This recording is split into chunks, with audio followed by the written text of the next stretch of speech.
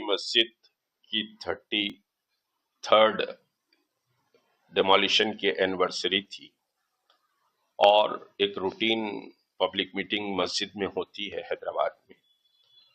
उसमें बहरहाल हमने ये डिसाइड किया कि हैदराबाद तेलंगाना में भी बाबरी मस्जिद की यादगार बनेगी और उस सिलसिले में बहरहाल ग्रेटर हैदराबाद के जुरिडिक्शन में बाबरी मस्जिद यादगार बनेगी और उसके साथ समझिए कि कुछ वेलफेयर के इंस्टीट्यूशंस भी उसमें बनेंगे और इस सिलसिले में हम बहुत जल्द डिक्लेयर करेंगे कि कैसे कैसे ये रहेगा और कब तक समझिए कि हम इसका फाउंडेशन स्टोन रखेंगे। और बाबर के नाम से किसी को परेशान होने की जरूरत नहीं है। अयोध्या में जो बाबरी मस्जिद है उसका कोई एविडेंस नहीं था कि बाबर की तरफ से कोई रेवेन्यू उस मस्जिद को बनाने के लिए आया था।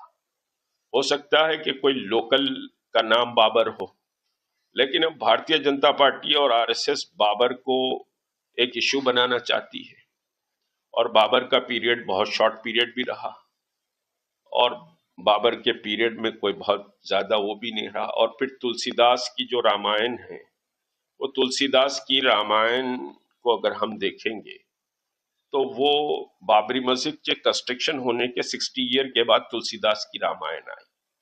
उस रामायण में कोई जिक्र ऐसे नहीं है कि बाबर की बर्थ प्लेस राम मंदिर थी और राम मंदिर को तोड़कर हमारे राम की समझिए कि साहब बर्थ प्लेस पर राम मंदिर थी, उसको बाबर ने तोड़कर बाबरी मस्जिद बनाई है। ऐसी कोई बात रामायण में नहीं है और वो 60 ईयर के बाद है। फिर हम देखेंगे कि बाबर का पीरियड शॉर्ट रहा, उसके बाद हुमायूं का रहा, उसके बाद अकबर का रहा।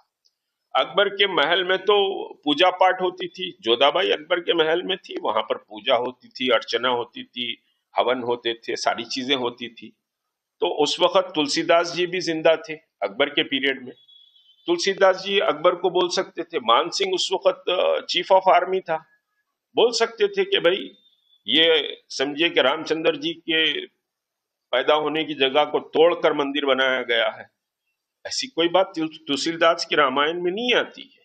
तो ये एक पॉलिटिकल समझिए कि प्रोपेगेंडा और देश को बांटने का प्रोपेगेंडा है।